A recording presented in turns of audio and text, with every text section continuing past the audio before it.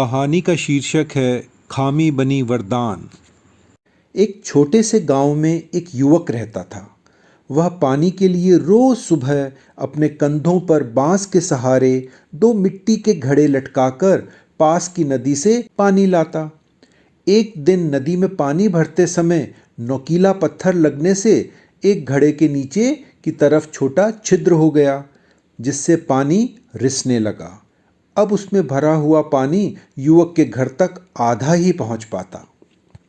दूसरा घड़ा बिल्कुल उत्तम था।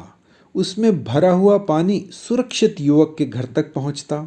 उस युवक ने टूटे हुए घड़े को नहीं बदला और 2 साल तक यही सिलसिला चलता रहा।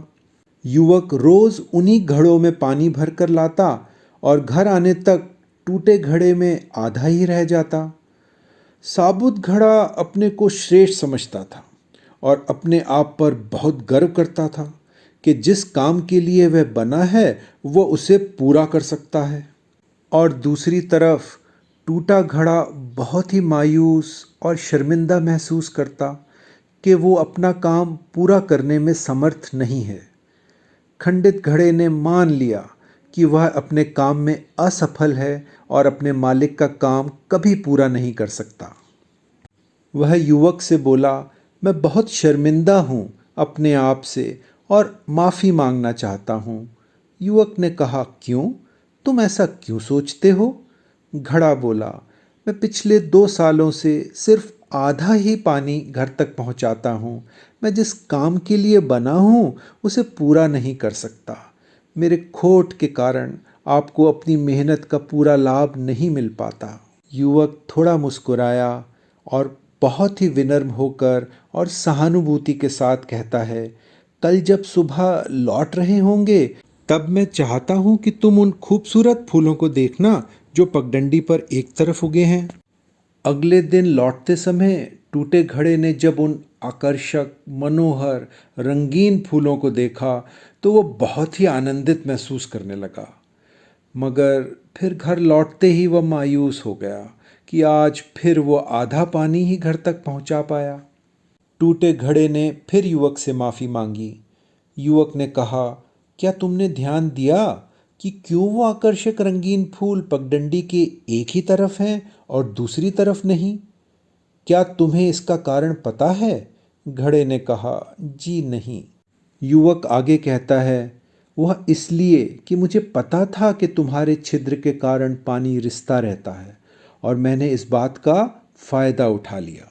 मैंने उस ओर फूलों के बीज बो दिए और जब हम रोज़ लौटते थे तो पता है तुम ही उन पर पानी का छिड़काव करते थे। पिछले 2 सालों से मैं ये सुंदर फूलों को अपने घर सजाने में भी इस्तेमाल करता रहा। यह तुम्हारी ही वजह से संभव हो पाया।